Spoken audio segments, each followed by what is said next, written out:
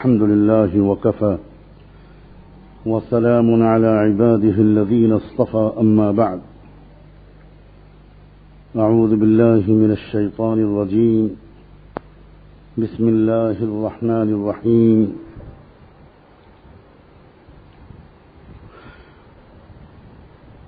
من عمل صالحا منكم من ذكر أو أنثى وهو مؤمن فلنحيينه حياة طيبة. وقال الله تعالى في مقام آخر: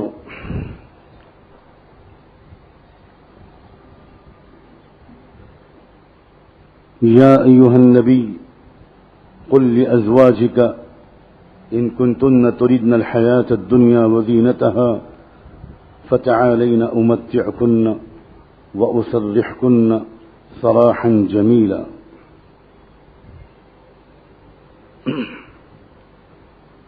سبحان ربك رب العزة عما يصفون وسلام على المرسلين والحمد لله رب العالمين.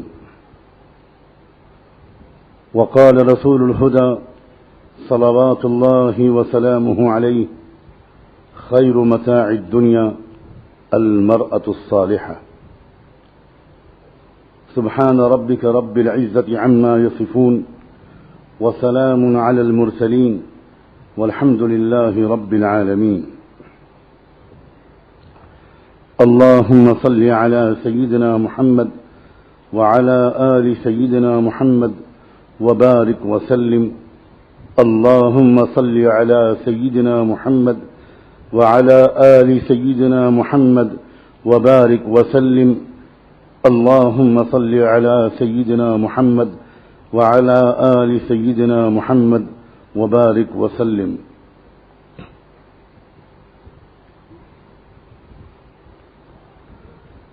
اس دنیا میں سب سے زیادہ خوش نصیب آدمی وہ ہے،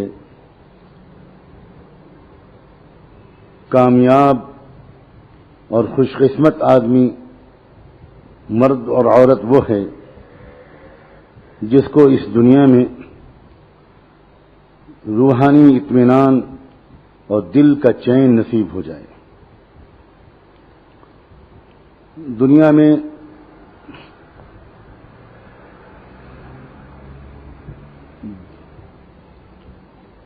دوسری نعمتیں تو کروڑوں اور اربوں اور کھربوں لوگوں کے پاس ہیں، کھانے کی نعمتیں، پینے کی نعمتیں، پہننے کے لباس، اچھے اچھے بستر، اچھے اچھے زیور، اچھی اچھی شکل صورت، اچھے اچھے کمرے، اچھی اچھی سواریاں، تندرستیاں، نوجوانیاں اور دنیا کی اور بے شمار نعمتیں، لیکن دل کا چین، دل کا سکون اور اندر کی خوشی یہ لاکھوں کروڑوں میں سے کسی ایک دو ہی کے پاس نظر آئے گی۔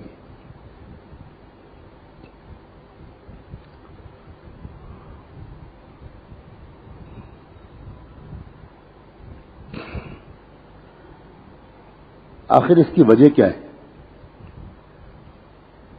پہلے زمانے کے مقابلے میں آرام کے اسباب بہت بڑھ گئے ہیں۔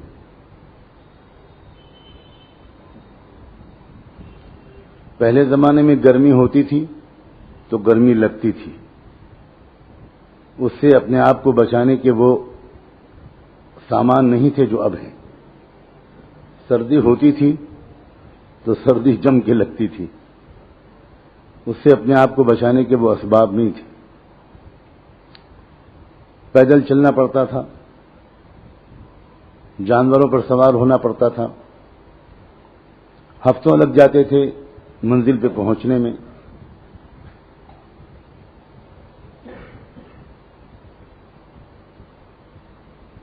کھانے پینے کی بھی چیزیں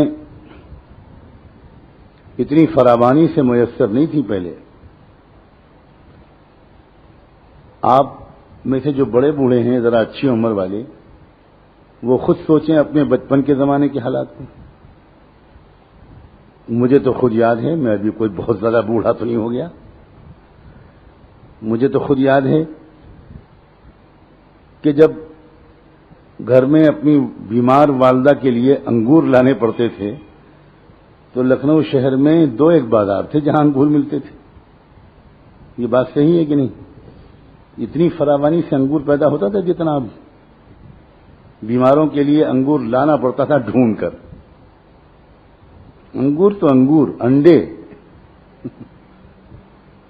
اتنے ملتے تھے جتنے ملتے. نعمتیں جتنی اس وقت پیداوار بڑھی ہوئی ہے، کبھی تاریخ میں اتنی پیداوار نہیں بڑھی ہوئی تھی. سیب عام آدمی تو کھا ہی نہیں سکتا تھا، بیمار آدمی بڑی مشکل سے، بہت مہنگا ملتا تھا، بہت مشکل سے ملتا تھا، چند دن ملتا تھا، بہت مشکل بیچارہ پیسے بچا بچا کر سیب خرید پاتا تھا. یعنی چیزیں بہت بڑھ گئی ہیں. اب ایک رکشے والا بھی رکشہ چلاتے ہوئے مستی سے موبائل پہ بات کرتے ہوئے اور انگور کھاتا ہوا چلتا ہے. ہم لوگوں کے بچپن میں جو ٹیلی فون پہلی بار لگا تھا ہمارے گھر میں، کالا سا ڈبہ، تو وہ ایسا ٹیلی فون تھا کہ جب کبھی والد صاحب کو دلی بات کرنی ہوتی تھی تو ٹرنک کال بک کرنا پڑتا تھا، اور بک کرنے کے بعد کبھی 12 گھنٹے انتظار، کبھی 24 گھنٹے انتظار، کبھی 48 گھنٹے انتظار کے بعد دلی لائن ملتی تھی. اور وہ بھی ایسی ملتی تھی کہ محلے میں تو سب کو ہلو ہلو سنائی پڑتا تھا، اتنی زور سے بولنا پڑتا تھا ہلو ہلو، اور جس سے بات ہو رہی تھی اس کو کچھ نہیں سنائی پڑتا تھا.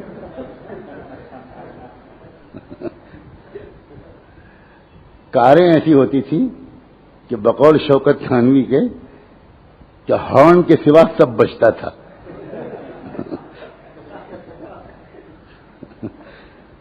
یہ حالات تھے. مگر سچ بتاؤ، اس وقت لوگ زیادہ سکون سے رہتے تھے یا اب رہتے؟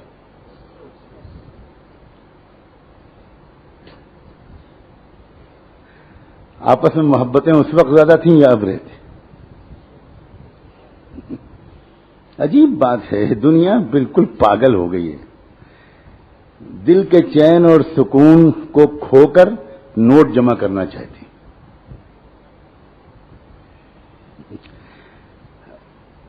جو چیز بندے تلاش کرتے ہیں اللہ تعالیٰ اسی کو پیداوار بڑھا دیتے ہیں. تم دل کا چین ڈھونڈتے ہی نہیں ہو، تم نوٹ ڈھونڈتے ہو. لو کماؤ، خوب بڑھیا کھاؤ، خوب کھاؤ.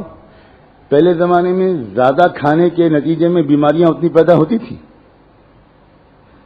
اس زمانے میں بیماریاں جو پیدا ہو رہی ہیں وہ کم کھانے کے نتیجے میں ہیں یا زیادہ کھانے کے نتیجے میں؟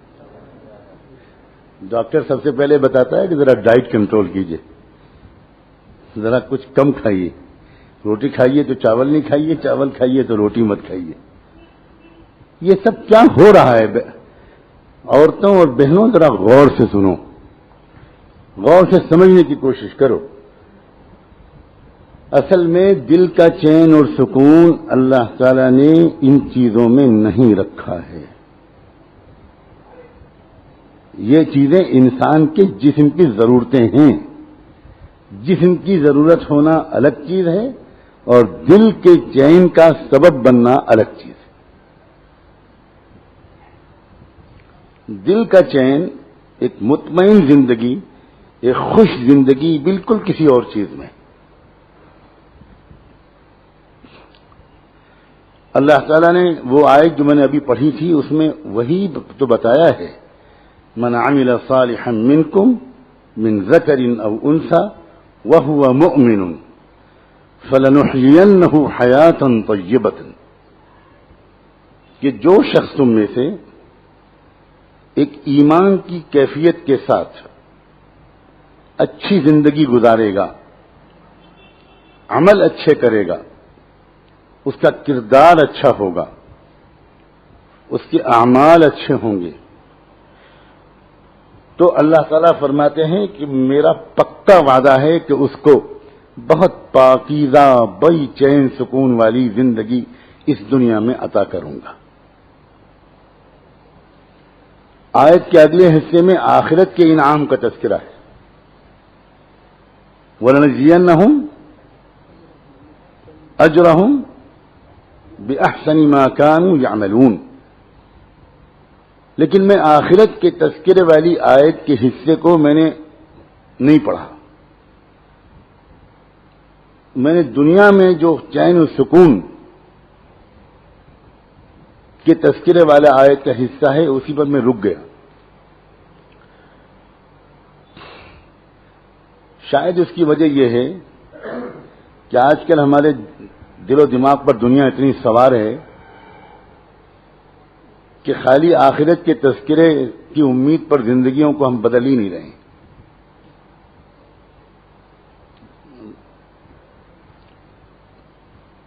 اور مصیبت اس کے نتیجے میں یہ ہے کہ دنیا بھی برباد کر رہے ہیں اپنی اور آخرت بھی برباد کر رہے ہیں. دونوں جگہ ناکام.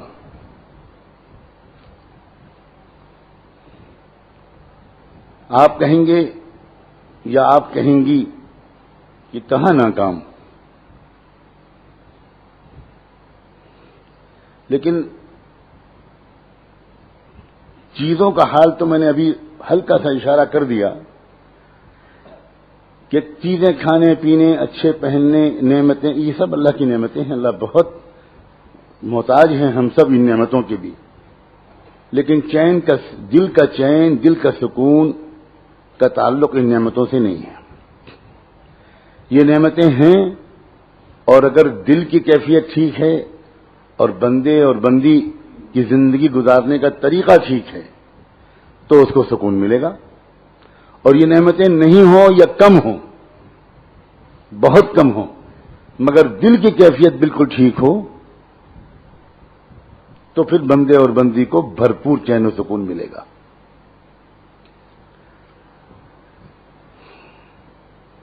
پہلے ایک لطیفہ سن لیجئے. ہے وہ ایک واقعہ، لیکن لوگ سن کر اس کو ہنستے ہیں. حالانکہ واقعہ ہنسانے کے لیے نہیں سنایا جاتا، سبق لینے کے لیے سنایا جاتا. ایک بادشاہ سلامت بہت بیمار ہوئے. بہت ان کا علاج کروایا گیا، کسی دوا سے ٹھیک نہیں ہوتے تھے. کوئی ان کی بیماری کو پکڑ ہی نہیں پاتا تھا. بہت دور سے ایک حکیم صاحب بلائے گئے. انہوں نے اچھی طرح دیکھنے کے بعد مرض کو پکڑا اور ایک علاج بتایا. اور علاج کیا بتایا کہ ان کو ایک ایسے آدمی کا کرتا پہنا دیا جائے جو ہمیشہ خوش رہتا. لوگوں نے سوچا کہ یہ تو بڑا سستا علاج ہے. ہم تو سمجھتے تھے کہ پتہ نہیں کون سی دوا بتائیں گے، جڑی بوٹی بتائیں گے جس کو سمندر پار سے منگانا پڑے گا. مگر ایک کرتا، بادشاہ سلامت کے لیے ایک کرتے کا انتظام کرنا کیا مشکل ہے.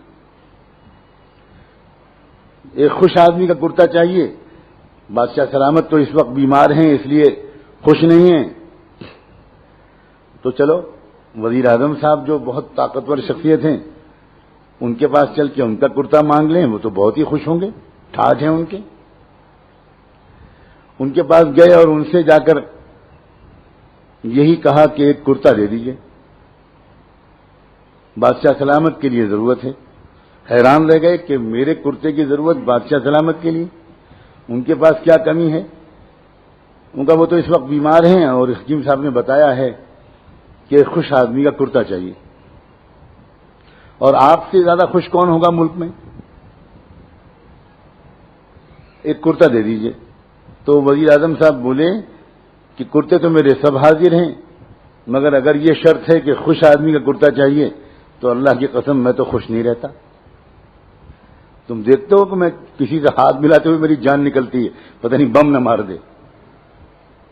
10 گاڑی آگے اور 10 گاڑی پیچھے اور ٹریفک بند، ایک مصیبت ہے. معلوم تو دنیا کا سب سے بڑا مجرم جا رہا ہے. نہ مل سکتا ہوں، نہ ہنس سکتا ہوں، نہ بول سکتا ہوں، نہ شاپنگ کر سکتا ہوں. ایک عجیب قید باعزت میں رہتا ہوں ہمیشہ. میں کہاں خوش رہتا ہوں؟ میرے پاس کرتے بہت ہیں، کرتے سب حاضر ہیں، لیکن میں خوش نہیں رہتا. اچھا بھائی، اور کسی کے پاس چلتے ہیں. تو جو کابینہ کے اور وزیر تھے، نمبر 2 کے وزیر اور نمبر 3 کے وزیر اور نمبر 4 کے وزیر، سب کے پاس گئے اور سب سے کرتے مانگے اور سب نے ایک ہی جواب دیا، کرتے سب حاضر ہیں مگر میں خوش نہیں رہتا۔ لوگوں نے سوچا کہ چھوڑو ان لوگوں کو، اب چلو بڑے بڑے مالداروں کے پاس۔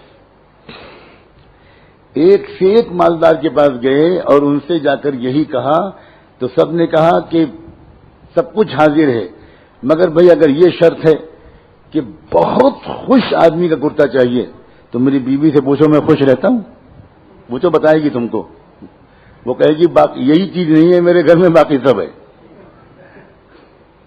ہر کمرے میں ٹی وی بھی ہے، ہر کمرے میں فریج بھی ہے، باتھ روم میں بھی موبائل لگا ہے، سب جگہ اے سی ہے مگر خوشی کو ترستی ہوں۔ وہی مصیبت میں جان آ گئی۔ لوگ سمجھے تھے کہ ایک کرتا اتنا آسان کام، اور پورے ملک کے امیروں اور وزیروں کے چکر لگ گئے، کہیں کرتا ہی نہیں مل رہا ہے۔ طے یہ ہوا کہ چھوڑو اب، ہٹاؤ امیروں کو بھی چھوڑو، اب غریبوں میں چلو، اب دیہاتوں میں چلو۔ کئی ٹیمیں بنا دی گئی ہیں، پورے ملک کے دیہاتوں میں کھیتوں میں گھومنے لگی بیچاری، ایک ایک غریب کو دیکھنے کے لیے، اس سے کرتا مانگنے کے لیے۔ چلتے چلتے ہفتوں مہینوں کے بعد ایک کسان نظر آیا جو پانی پیر میں ٹانگیں پانی میں لٹکائے ہوئے، دھوتی باندھے ہوئے نہا رہا تھا اور خوب مست تھا، خوب گانے گا رہا تھا، پانی نکال نکال کے اپنے اوپر ڈالتا، گاتا اور ہنستا۔ دور سے دیکھ کر وہ لوگ پہچان گئے کہ ہو نہ ہو یہ بہت خوش رہتا ہے، اب میری مراد۔ اس کے پاس پہنچے اور اس سے کہا کہ یہ جو تم سوکھی روٹی کھا رہے ہو اور تالاب میں نہا رہے ہو، یہ سب دن ختم تمہارے، اب تمہارے محل بنیں گے، سونے میں تولے جاؤ گے، لاٹری تمہاری نکل آئی، مزہ آ گیا تمہارا، ٹھاٹ آ گئی۔ وہ کہنے لگا کہ یہ سب کیا بک رہے ہو، کیسے ملے گا یہ سب؟ تو ان لوگوں نے کہا کہ تمہاری قسمت بس کیا بتائیں کیسی بڑھیا ہے، بادشاہ سلامت کو ایک خوش آدمی کرتا چاہیے اور ہم لوگوں کو یقین ہے کہ تم بہت خوش رہتے ہو، کرتا ہمیں دے دو۔ کہنے لگا بچوں یہ تو بالکل ٹھیک ہے کہ میں ہمیشہ خوش رہتا ہوں مگر کرتا تو میرے پاس ہے نہیں۔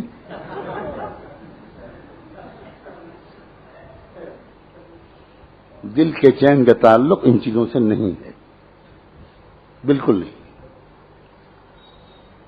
آج کی مصیبت یہ ہے کہ گھروں کے اندر سکون ختم ہو گیا ہے اور آدمی گھر کے اس سکون کو تلاش کرنے کے لیے باہر جاتا ہے۔ کیوں دیکھتا ہے سنیما، کیوں دیکھتا ہے شراب خانے، کیوں جاتا ہے؟ یہ بازاروں میں کیوں ٹہلتا ہے؟ یہ اسٹیڈیم کیوں جاتا ہے؟ یہ اور آوارہ گردی کیوں کرتا ہے؟ رات میں دیر سے کیوں گھر واپس آتا ہے؟ نوجوان لڑکے کیوں رات میں دیر سے گھر واپس آتے ہیں؟ ماجرا کیا ہے؟ قصہ کیا ہے؟ آدمی اپنے اس سکون کو حاصل کرنے کے لیے گھر میں جانے کے بجائے باہر چلنے والی عورتوں کو کیوں دیکھنے کی کوشش کرتا ہے؟ بات ہے کیا؟ بات بالکل صاف ہے، سکون اللہ نے گھر کے باہر نہیں رکھا ہے، گھر کے اندر رکھا ہے، اور گھر کے اندر بھی عورت کو سکون کا سرچشمہ بنایا ہے۔ قرآن میں صاف کہا ہے لِتَسْكُنُوا إِلَيْهَا۔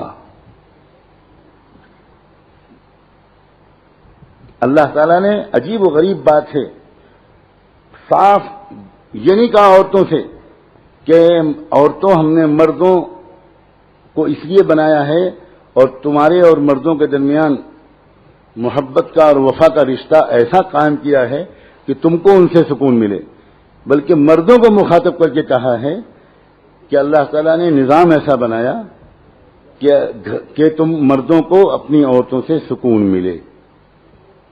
یہ جو گھر کے اندر کے سکون کی کا خاتمہ ہے، اس نے پوری دنیا میں کروڑوں بیماریاں پھیلائی ہیں، کروڑوں جرائم پھیلائے ہیں، پوری دنیا کا لا اینڈ آرڈر تباہ کیا ہے، صلاحیتیں برباد کی ہیں، آنکھیں گندی کی ہیں، ریسورسز کو ویسٹ کیا ہے، قوموں اور تہذیبوں کو برباد کیا ہے، اور کیا کیا دور رس نتیجے ہیں اس کے۔ اگر میں خالی نتیجے ہی گناتا پھروں تو اثر کی اذان ہو جائے، صرف ایک چیز کی وجہ سے، گھر کے اندر سکون کی کمی۔ گھر کے اندر سکون کیسے آتا تھا، کیسے آئے گا، بس یہی ہے اس وقت کی مجلس کا موضوع.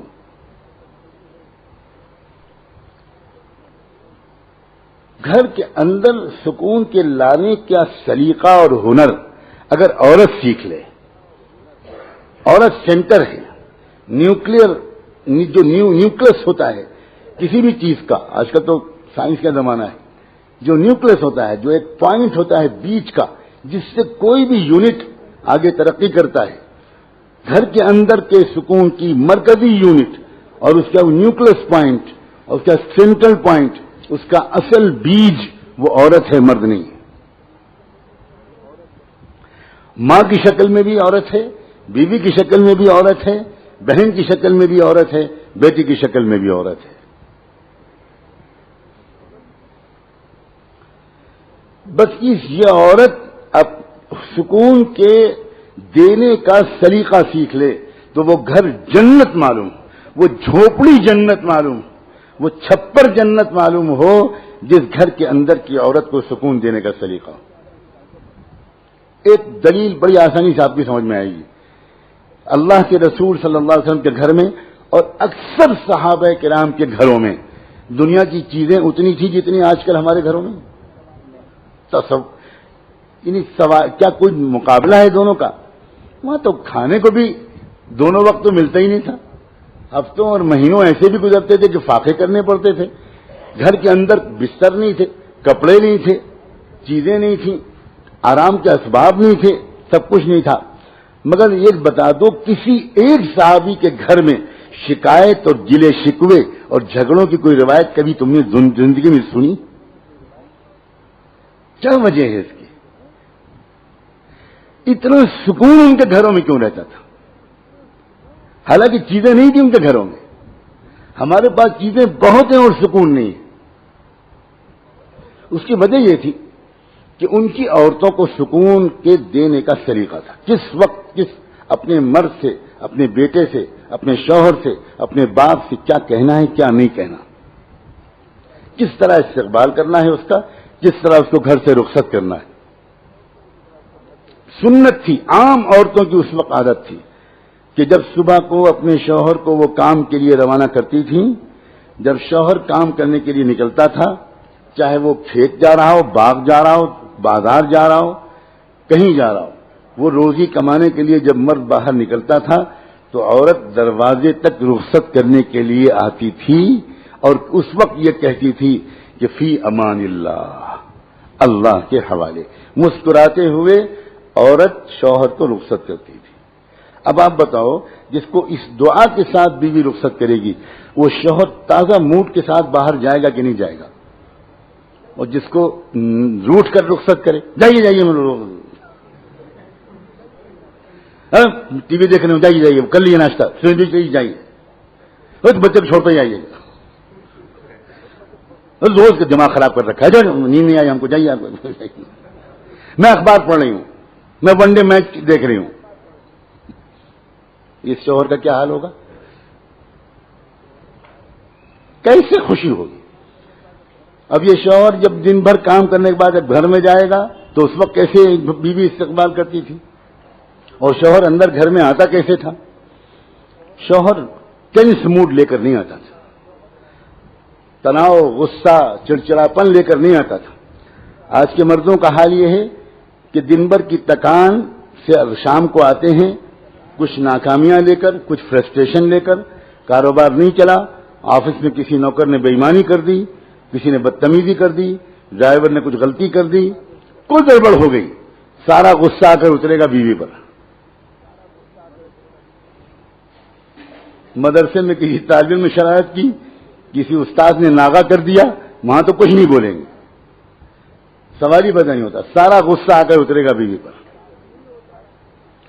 آج داخل ہی ہوتا ہے شوہر اس طرح کہ بیوی کا خون 1 کلو تو دیکھ کے ہی جل جاتا ہے.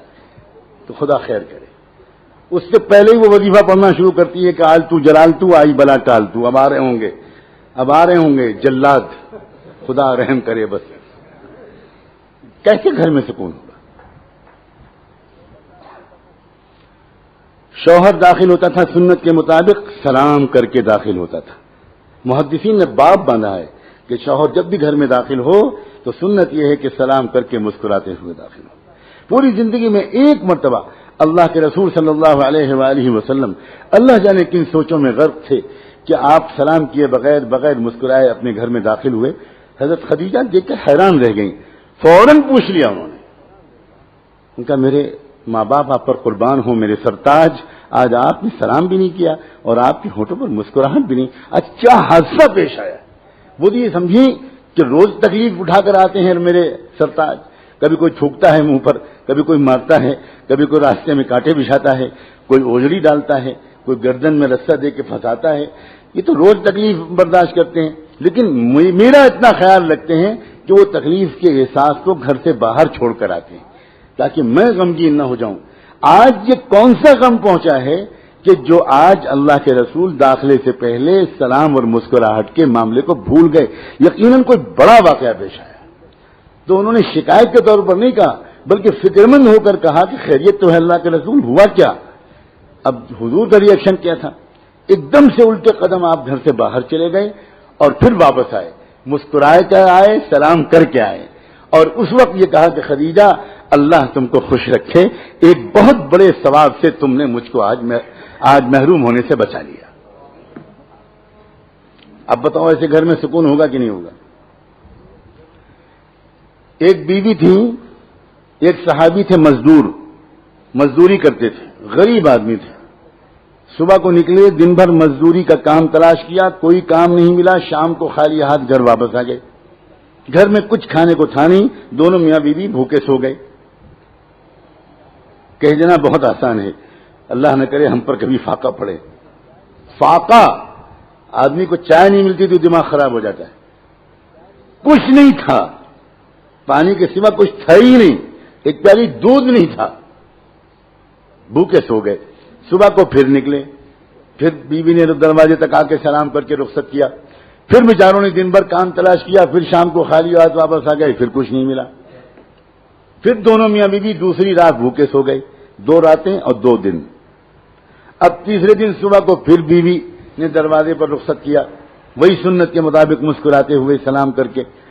اب وہ شوہر نکلے، لیکن جب چند قدم شوہر چل کے باہر گئے تو بیوی کو کچھ یاد آیا. انہوں نے واپس بلایا ان کو، کہا ذرا 1 منٹ میری بات سنیے گا، ایک بات بھول گئی تھی کہنا. وہ واپس آئے. اب جب یہ واپس آئے تو اس بیوی نے کیا کہا اپنے شوہر سے؟ اپنے بیوی نے شوہر سے یہ کہا کہ میں آپ سے یہ کہنا بھول گئی تھی، اس لیے آپ کو واپس بلایا کہ 2 راتیں 2 دن تو ہو چکے ہیں، دونوں فاقے سے ہیں. میری محبت کی وجہ سے آج اگر آپ کو کوئی کام نہ ملے تو کہیں میری محبت کی وجہ سے آپ کوئی حرام لقمہ لے کر مت آئیے گا.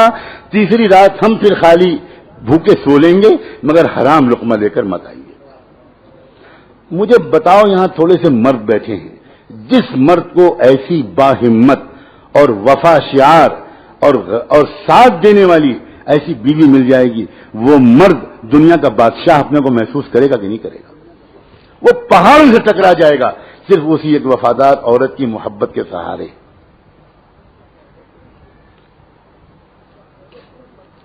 آج تو خوش کرتے کرتے مردوں کی جان نکلی جا رہی، کمر ٹیڑھی ہوئی جا رہی، اوور ٹائم کر رہے ہیں، نمازیں چھوڑ رہے ہیں، پھر بھی بیوی خوش نہیں ہوتی اور مرد پریشان رہتا ہے کہ میں کیسے خوش رکھوں تم کو، کروں کیا؟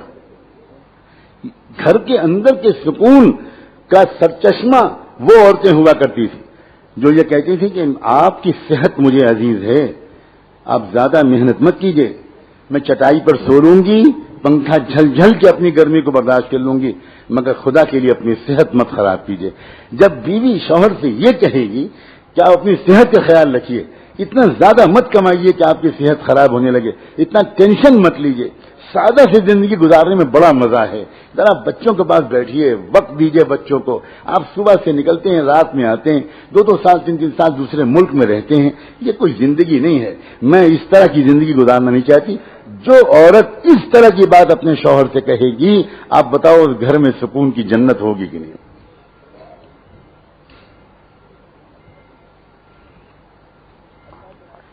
ایک صحابی اللہ کے راستے کے سفر سے واپس آتے ہیں کئی مہینے کے بعد. اب آدمی اپنے گھر واپس آتا ہے، تمنائیں لے کر آتا ہے، ارمان لے کر آتا ہے، خواہشات لے کر آتا ہے، نئے طرح طرح کے خوبصورت خیالات اس کے دل میں ہوتے ہیں۔ اب وہ آیا گھر میں، بیوی نے خوب اچھا استقبال کیا، خوشیوں کے سارے سامان فراہم کیے، بہت اچھی رات گزری، بہت پیار بھری رات گزری۔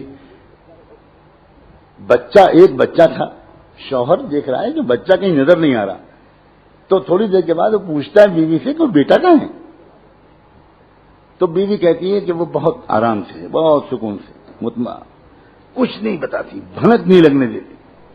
جب رات پوری گزر جاتی ہے پیار بھری، صبح کو بیوی اپنے شوہر سے ایک بات پوچھتی ہے، ایک مسئلہ بتائیے، آپ کے پاس کوئی امانت کسی نے رکھائی ہو اور وہ امانت واپس مانگے تو آپ بتائیے کیا کرنا چاہیے؟ تو وہ کہنے لگے یہ کوئی مسئلہ پوچھنے کا ہے، امانت تو ہوتی ہے اس لیے کہ واپس کرنی چاہیے، فوراً واپس کرنا چاہیے، اور واپس مانگنے پر کوئی برا نہیں ماننا چاہیے۔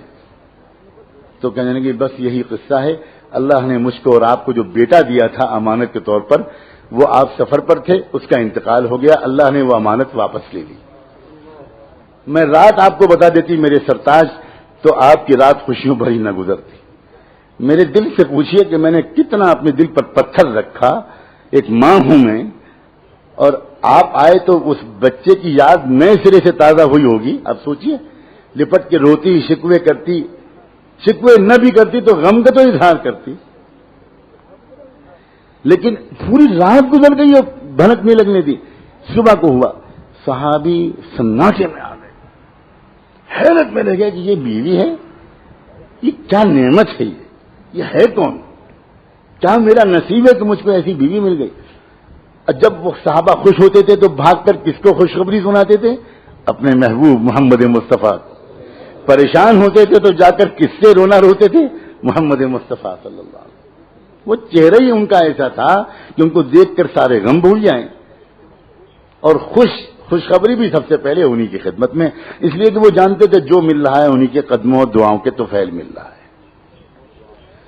بھاگے بھاگے گئے، حضور کو جا کر یہ خبر سنائی اور یہ بتایا کہ آج یہ رات یہ واقعہ پیش آیا، میں اللہ کے راستے میں گیا ہوا تھا، لمبا سفر تھا، واپس آیا، خوشیوں بھری رات گزری، بیٹے کو پوچھا، یہ جواب ملا، صبح کو اس نے بتایا کہ بیٹے کا انتقال ہو چکا ہے۔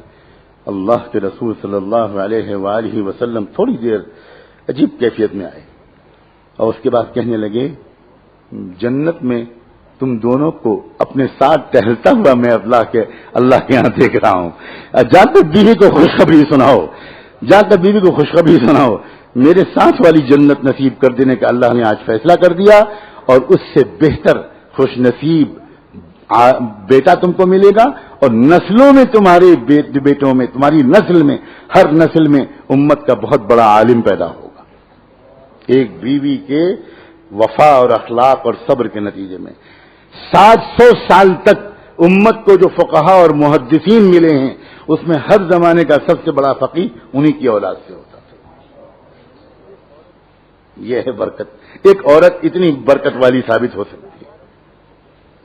میرے آقا نے یوں ہی کہہ دیا کہ خیر متاع الدنیا المرأة الصالحہ، دنیا کی سب سے قیمتی نعمت، سب سے بڑھیا نعمت ایک نیک بیوی ہے۔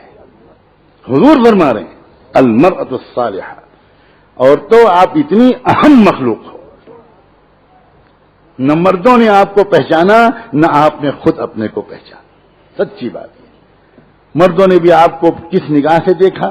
آپ سے خالی کام نکالے، آپ کو خالی گھر کے کام میں جوت دیا، آپ کو ڈانٹا، آپ کا دل دکھایا، نہ آپ کو ولایت کے راستے پہ چلایا، نہ آپ کو ذکر سکھایا، نہ آپ کو اللہ کی محبت سکھائی، نہ آپ کو تہجد سکھائی، نہ آپ کے اندر اللہ کے رسول کا عشق پیدا کیا، نہ مردوں نے کیا، نہ آپ خود اپنے کو پہچانی۔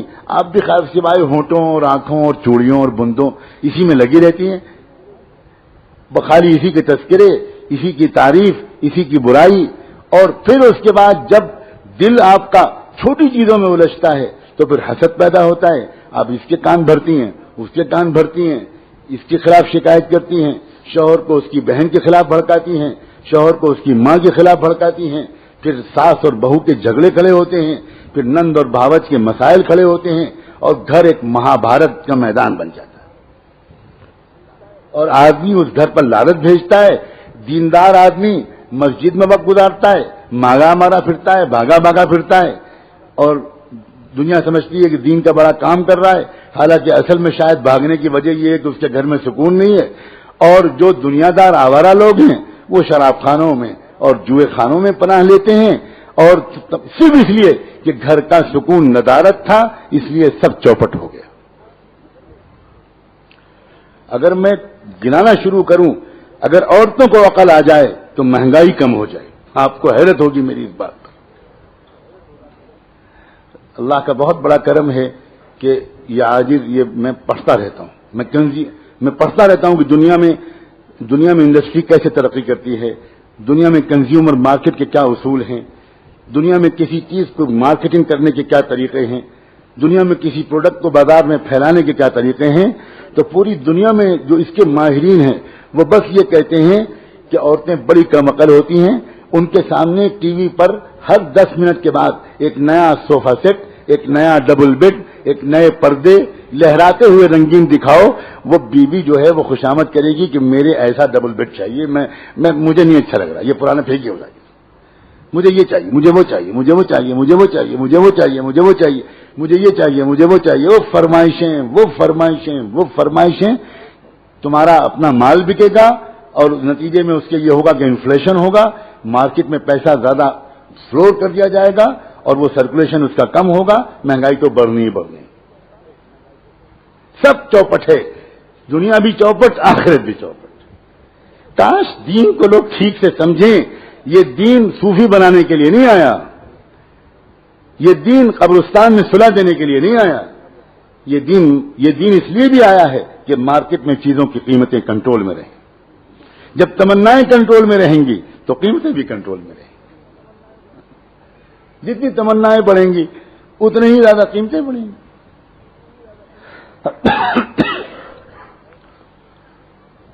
اور یہ جو زندگی گزارنے کا سلیقہ ہے، یہ تو گھر کے اندر سکون کے پھیلانے کا ہنر ہے، اور تو تمہارا دین اصل میں یہ ہے۔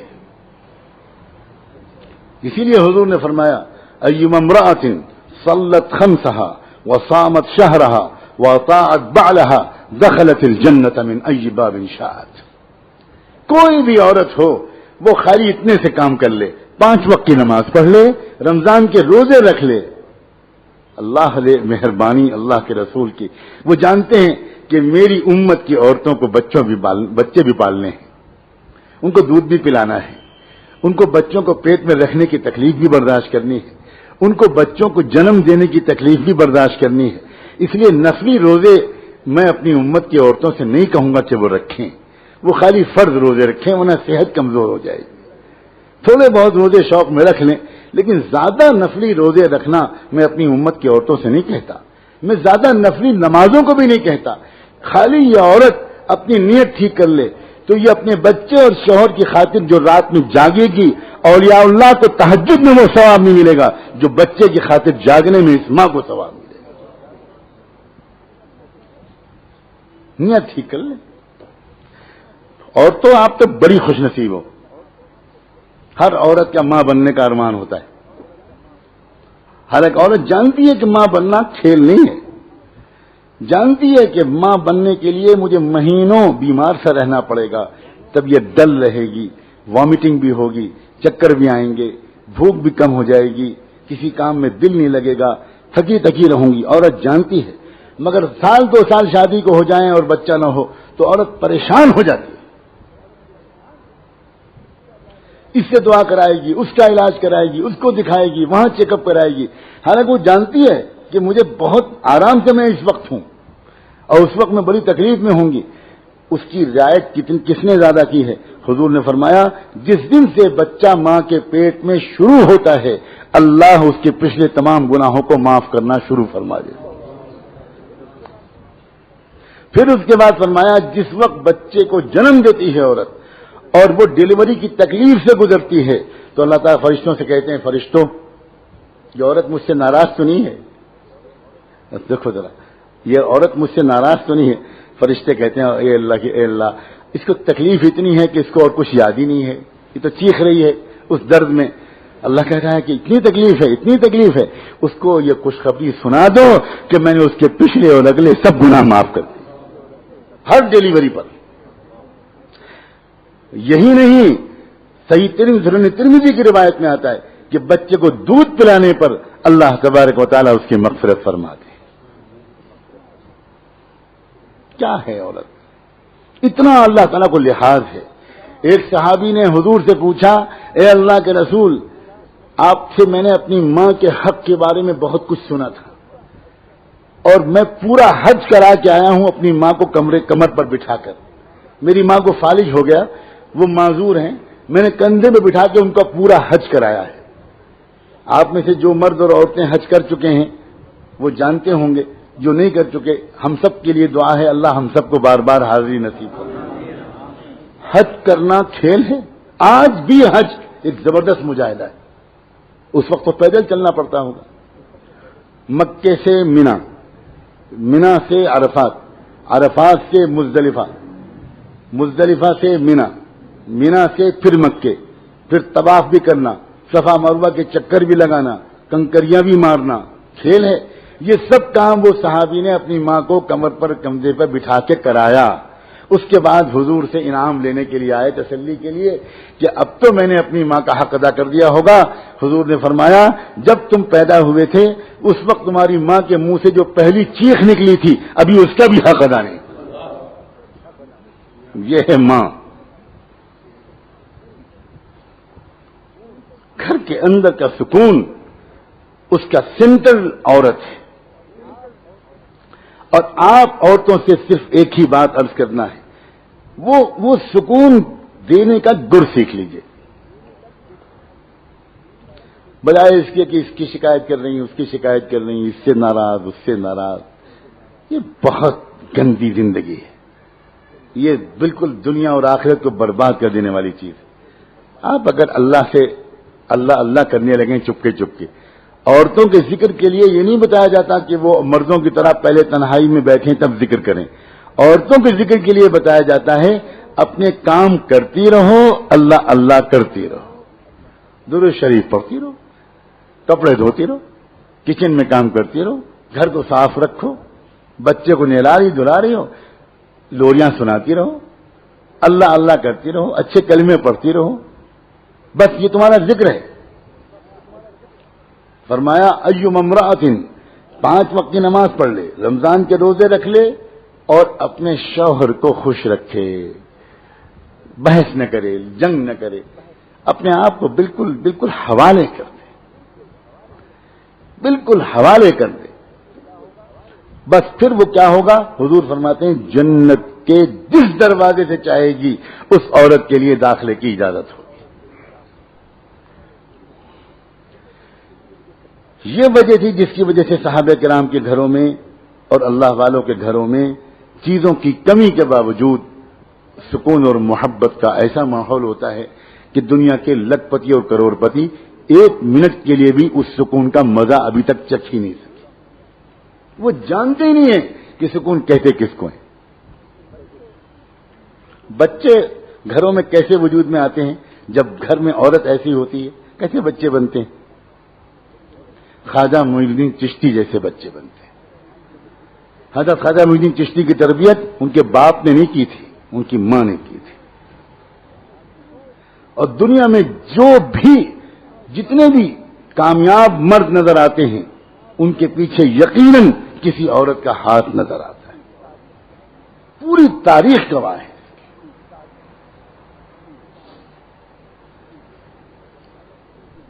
حضرت خواجہ معین الدین چشتی رحمۃ اللہ علیہ ایک سفر پہ گئے ہوئے تھے، واپس آئے بہت خوش واپس آئے، چہرہ خوشیوں سے چمکتا ہوا. سب سے پہلے اپنی ماں کے پاس حاضر ہوئے. یہ بھی ایک سنت کے مطابق طریقہ ہے. میرے گھر میں میری بیوی بھی ہوں گی، بچے بھی ہوں گے اور میری ماں بھی ہوں گی مثلاً.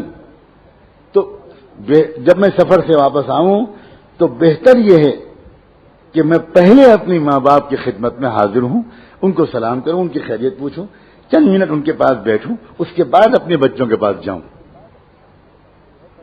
آج کل کے زمانہ یہ ہے فیشن اس کا. بوڑھے ماں باپ انتظار ہی کرتے رہتے ہیں، صاحبزادے کو فرصت ہی نہیں اپنی بیگم سے اور بچوں سے. اور باپ شکایت کرتا ہے تو لڑکا جواب دیتا ہے کہ یہ بڑے میاں کا تو دماغ خراب ہو گیا. سمجھائیے ان کو کون سے تنگی ہے, خرچہ پانی سب دے رہا ہوں, دوا بھی لا کے دیتا ہوں, ایک نوکر بھی لگا رکھا ہے ان کی خدمت کے لیے. یہ تو یہ چاہتے ہیں کہ میں بزنس نہ کروں, میں ان کے پاس ہی بیٹھا رہوں. جب یہ لڑکا خود بوڑھا ہوگا تب پتہ چلے گا اس کو کہ باپ اور ماں نوکر سے اور خرچے پانی سے اتنا خوش نہیں ہوتے جتنا تمہارے مسکراتے ہوئے چہرے کے سلام کو سن کر خوش ہوتے. خالی اتنا دیکھ لو محبت سے, اتنا دیکھ لو.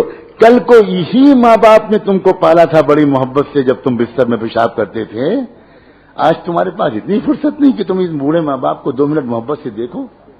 یہ اسی مغربی تہذیب کی نحوست ہے جس کو ہم نے پسند کیا ہے, اللہ کے رسول کی تہذیب کو چھوڑا ہے. تو حضرت خواجہ معین الدین چشتی پہلے گئے اپنے ماں کے پاس, سلام کیا. ماں نے کہا بیٹے بڑے خوش نظر آ رہے ہو, اللہ تمہیں ہمیشہ خوش رکھے, کیا قصہ کیا ہے؟ تو کہنے لگے کہ اماں اس سفر میں تو کمال ہی ہو گیا. 70 لاکھ گنہگار مسلمانوں نے توبہ کی ہے میرے ہاتھ پر, 70 لاکھ ایک سفر میں, اور 7 لاکھ کافروں نے ایمان قبول کیا. اتنی ہدایت کی ہوائیں چل گئیں, شہر کے شہر الٹ گئے. اب بتائیے اماں میں خوش نہیں ہوں گا اتنی؟ تو ماں بولی بہت خوشی کی بات ہے بیٹے, مگر ایک بات سن, یہ کمال